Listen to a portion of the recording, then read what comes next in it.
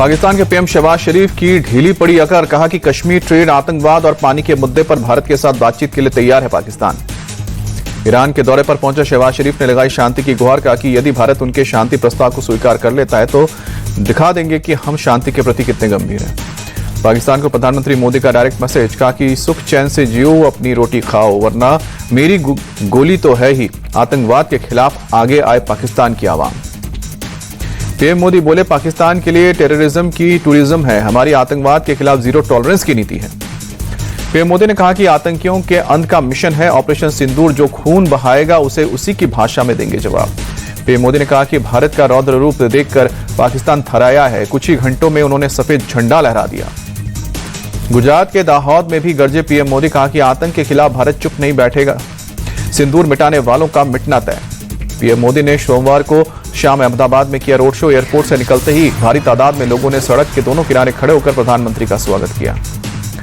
PM Modi के गुजरात दौरे का आज दूसरा दिन। प्रधानमंत्री आज गांधीनगर में गुजरात शहरी विकास की 20वीं वर्षगांठ के मौके पर शहरी विकास वर्ष 2025 का शुभारंभ करेंगे। प्रधानमंत्री मोदी आज गांधीनगर में सुबह 10:15 बजे करेंगे रोड शो। इस मौके पर मौजूद लोगों को 11 बजे करेंगे संबोधित। ऑपरेशन सिंदूर के दौरान की एक्सक्लूसिव तस्वीर आई सामने। कंट्रोल रूम से तीनों सेना प्रमुख एक एक टारगेट पर अटैक की कर रहे थे मॉनिटरिंग। विदेश मंत्री एस जयशंकर ने संसदीय सलाहकार समिति की बैठक की अध्यक्षता की, कहा कि भारत के हमले से पाकिस्तान की पोल खुल गई। तुर्की, अजरबैजान और चीन को छोड़कर सभी देशों ने भारत का समर्थन किया है। बैठक में विदेश मंत्री का बयान। कांग्रेस ने पाकिस्तान को ऑपरेशन सिंदूर की जानकारी देने का मुद्दा फिर उठाया। सरकार ने किया स्पष्ट, पाकिस्तान से डीजीएमओ स्तर के अलावा कोई बात नहीं हुई। महाराष्ट्र के नांदेड़ से पाकिस्तान को अमित शाह की सीधी चेतावनी, कहा कि सस्ता नहीं है बहनों के माथे का सिंदूर, आतंकी हमला करोगे तो फिर घर में घुसकर मारेंगे। अमित शाह ने कहा कि ऑपरेशन सिंदूर दुनिया के लिए संदेश है, ऐसा जवाब दिया कि उनकी पुश्तें याद रखेंगी। पाकिस्तान में 22 मिनट में 9 आतंकी अड्डे तबाह किए गए। केंद्रीय गृह मंत्री अमित शाह का आज मुंबई दौरा। आज सुबह श्री लक्ष्मी नारायण मंदिर की 150वीं वर्षगांठ समारोह में शामिल होंगे। दोपहर 1 बजे वीर सावरकर पर एक समारोह में करेंगे शिरकत। भारत आतंकवाद को नहीं कहेगा सहेगा। पेरिस में बीजेपी सांसद रविशंकर प्रसाद बोले, उम्मीद है दुनिया स्टैंड का करेगी समर्थन। सियोल में राष्ट्रीय रक्षा समिति के अध्यक्ष से मिला सर्वदलीय डेलीगेशन। जेडीयू सांसद संजय कुमार झा ने भारत का पक्ष रखा। सियोल में बोले टीएमसी सांसद अभिषेक बनर्जी, कहा कि पाकिस्तान को समर्थन मतलब आतंकी गठन का साथ देना। दक्षिण कोरिया में कांग्रेस नेता सलमान खुर्शीद ने खोली पाकिस्तान की पोल, कहा कि जम्मू कश्मीर में शांति, समृद्धि और विकास नहीं चाहते हैं सीमा पार के लोग। आतंकवाद के खिलाफ लड़ाई में भारत को मिला कतर का साथ, सांसद सुप्रिया सुले का बयान। दोहा में आनंद शर्मा ने डेलीगेशन को बताया कि भारत की जनता की आवाज, कहा कि ये पूरी दुनिया में भारत के पक्ष में जनमत को एकजुट करने की कोशिश है। दोहा में अनुराग ठाकुर ने कहा, यह डेलीगेशन अलग अलग विचारधारा के पार्टी के लोगों का है जो एक साथ आए हैं, ये बताने की भारत आतंकवाद को सहन नहीं करेगा।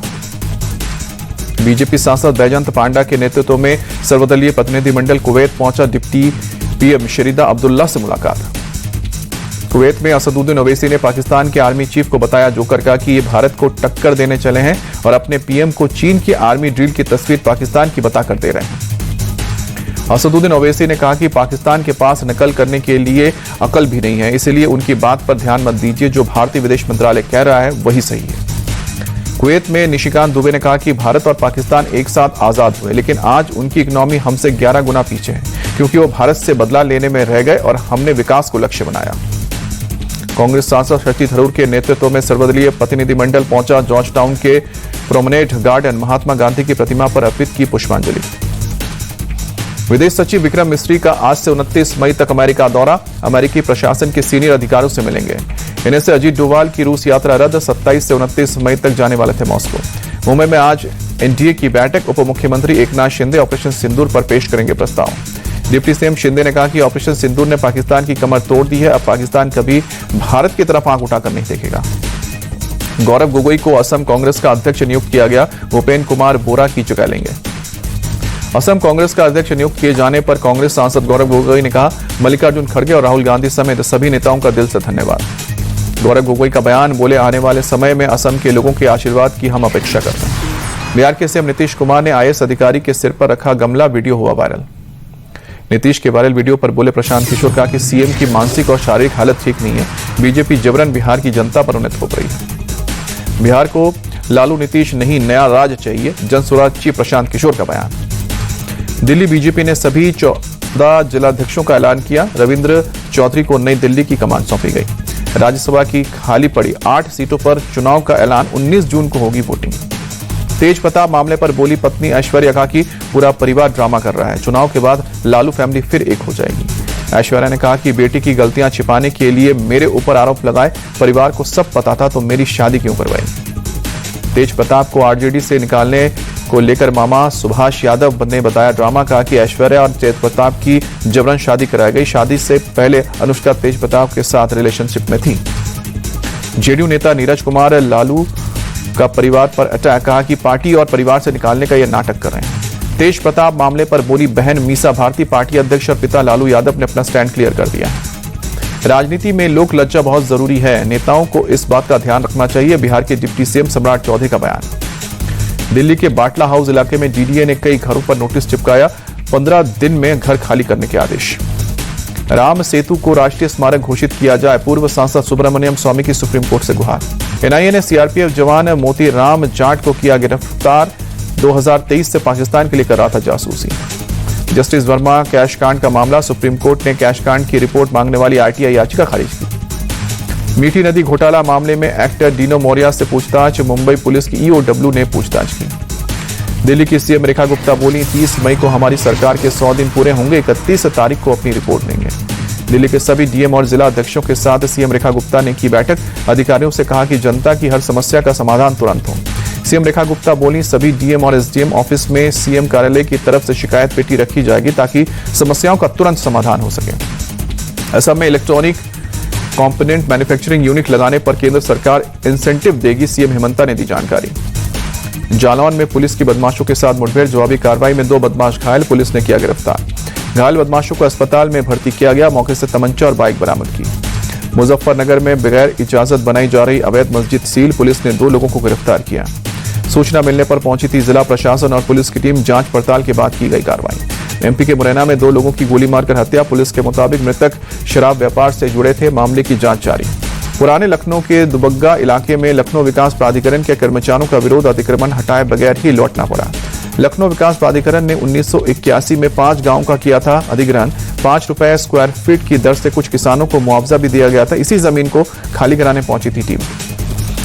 कोलकाता के सॉल्टलेक में स्वास्थ्य भवन को बम से उड़ाने की धमकी, तलाशी के दौरान विस्फोटक नहीं मिला, पुलिस ईमेल भेजने वाले की तलाश में जुटी। राजस्थान के झालावाड़ में पुलिस टीम पर अटैक, लापता लड़की की तलाश में पहुंची थी पुलिस, वीडियो वायरल। अपनी मर्जी से शादी कर रही थी लड़की, पुलिस को देखकर लड़की और अन्य लोगों ने किया पथराव। मुंबई में आज बारिश का रेड अलर्ट, मौसम विभाग ने दोपहर 12:15 बजे समुद्र में करीब 5 मीटर ऊंची हाई टाइड की जताई है आशंका। मुंबई में बीती रात भी हुई तेज बारिश, आम जनजीवन प्रभावित। बारिश की वजह से कई इलाकों में जल भराव, सड़क पर चलना हुआ मुश्किल। मुंबई के वेस्टर्न एक्सप्रेसवे हाईवे पर भी बीती रात हुआ जल भराव, गाड़ियों की थमी रफ्तार। सड़कों के ऊपर से बहता नजर आया पानी, लोगों को घर पहुंचने में काफी परेशानियों का सामना करना पड़ा। सीएम देवेंद्र फडणवीस पूरे महाराष्ट्र में बारिश की स्थिति की लगातार कर रहे हैं समीक्षा, प्रशासन को अलर्ट रहने के निर्देश। डिप्टी सीएम एकनाथ शिंदे ने कहा कि भारी बारिश को लेकर प्रशासन अलर्ट, जानमाल को बचाने पर हमारा फोकस। शिवसेना यूबीटी प्रवक्ता आनंद दुबे बोले थोड़ी बारिश में मुंबई का यह हाल हो गया है, प्रशासन पूरी तरह से विफल है।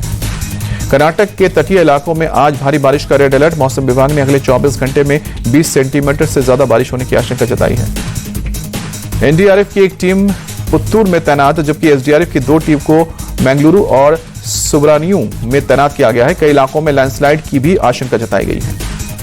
मंगलुरु में हुई लगातार बारिश के चलते परेशानी बढ़ी, शहर के कई इलाके जलभराव के चलते पानी में डूबे। भारी बारिश की वजह से गिरे पेड़ से यातायात बाधित, काफी देर बाद पेड़ को सड़क से किनारे हटाया गया। बारिश की वजह से शहर के कई नाले भी उफान पर, निचले इलाकों में दुकानों में घुसा पानी। भुवनेश्वर में बीती रात हुई तेज बारिश, सड़कों पर यातायात प्रभावित। दिल्ली एनसीआर में आज से बढ़ सकता है तापमान, मौसम विभाग ने जताया पूर्वानुमान। आईपीएल में आज लखनऊ और बेंगलुरु के बीच होगी टक्कर, शाम को 7:30 बजे इकाना के मैदान पर होगा मैच। पंजाब किंग्स क्वालीफायर 1 में पहुंचने वाली पहली टीम में मुंबई इंडियंस को 7 विकेट से हराया। मुंबई के खिलाफ जीत दर्ज करने के बाद अब पंजाब 29 मई को क्वालीफायर 1 खेलेगी। मुंबई को 30 मई को एलिमिनेटर खेलना पड़ेगा। मुंबई ने पहले बल्लेबाजी कर 185 रन का दिया टारगेट, पंजाब ने 9 गेंद बाकी रहते जीत हासिल की।